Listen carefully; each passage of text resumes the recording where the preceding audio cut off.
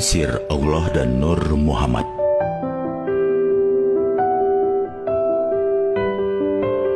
Dalam tradisi Sufi terdapat keyakinan yang begitu populer bahwa cikal bakal alam adalah Nur Muhammad yang sengaja diciptakan Allah, karena dengan penciptanya itu Allah akan melihat dan menampakkan kebesaran dirinya. Hal ini sebagaimana termaktub dalam hadis qudsi. Aku pada mulanya adalah harta yang tersembunyi, kemudian aku ingin dikenal. Kuciptakanlah makhluk, maka melalui aku mereka kenal aku. Ya, terlepas dari perdebatan apakah riwayatnya sahih atau lemah, pada umumnya orang Sufi menerima hadis tersebut, namun dengan beberapa penafsiran yang berbeda. Walaupun demikian, mereka cenderung sepakat bahwa manusia adalah mikrokosmos yang memiliki sifat-sifat yang menyerupai Tuhan dan paling potensial mendekati Tuhan. Menurut Abdul Karim Al-Jili, makhluk pertama yaitu Nur Muhammad sebagai penyebab adanya semesta.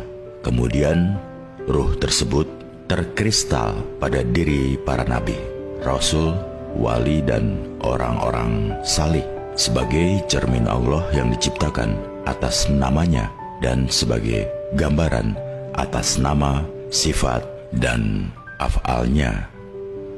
Lebih lanjut, Al-Jili menjelaskan bahwa makhluk berikutnya yang tercipta dari Nur Muhammad adalah jannah dan nar atau surga dan neraka. Lalu wujud ulia yang terdapat di langit, lauhul mahfud, lalu wujud sufla yang terdapat di lapisan bumi. Oleh karena itu Nur Muhammad disebut poros pertama dari segala yang ada. Baru penjelmaannya yang lahir ke dunia melalui rahim Sayyidah Aminah dari ayah bernama Abdullah, kemudian disebut Aba Qasim. Sifatnya Abdullah dan gelarnya Samsudin. Ada tulisan menarik dari Ahmad Shauqi ketika dia memulai tulisannya dengan telah dilahirkan kekasih, semesta pun berpendar cahaya indah. Menurut riwayat, saat itu malaikat Jibril ditanyai oleh Nabi Muhammad, "Ya Jibril, berapa usiamu?" Kemudian malaikat menjawab, "Ya Rasulullah, tentu saja banyak."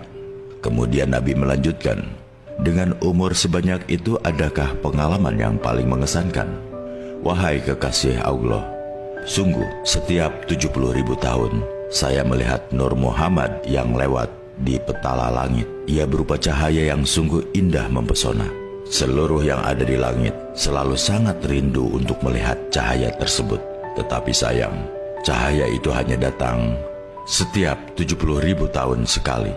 Setelah kami genap melihat cahaya itu hingga sebanyak 70.000 kali, disitulah puncak dari segala keindahan itu terjadi." "Kapan itu wahai Jibril?" tanya Nabi lagi. "Saat engkau dilahirkan ya Rasul." "Saat engkau dilahirkan ya Rasul." Lalu Allah berfirman kepadaku, "Ya Jibril, bawalah seluruh malaikat yang ada di langit, turunlah ke bumi. Ketahuilah kekasihku Muhammad Shallallahu Alaihi Wasallam telah siap untuk dilahirkan, dan sekarang tiba saatnya Nabi akhir zaman.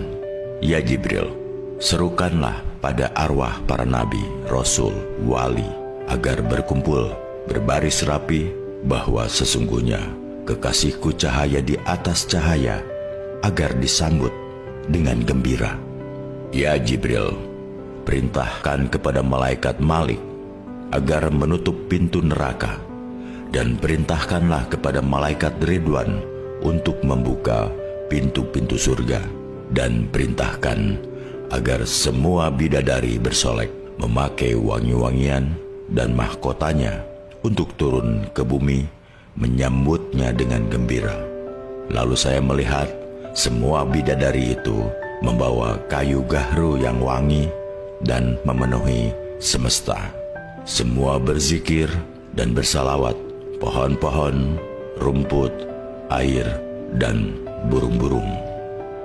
Kata Muhammad dalam Al-Quran disebut 4 kali, sedangkan kata Ahmad